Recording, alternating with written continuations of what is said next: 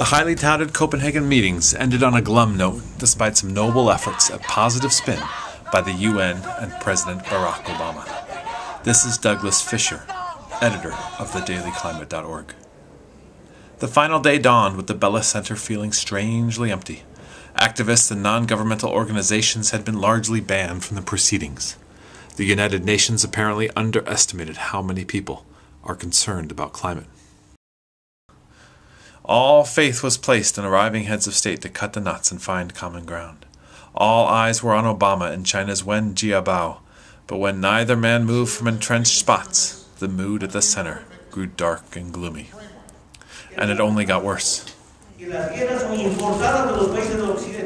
Venezuela's Hugo Chavez and Bolivia's Evo Morales held a press conference denouncing Western imperialism. House Republicans held a conference calling climate science corrupted. In the end, countries couldn't even agree to weak and watered-down political promise to cut emissions. The UN simply noted it and will pass it around later for countries to write down their proposed targets. A legally binding agreement remains years away.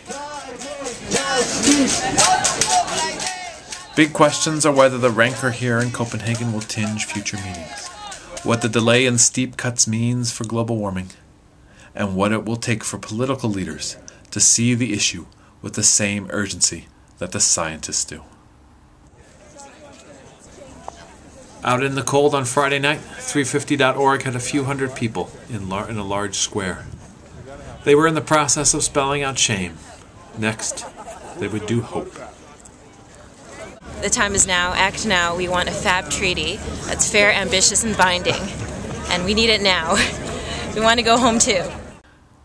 This is Douglas Fisher for the Daily Climate.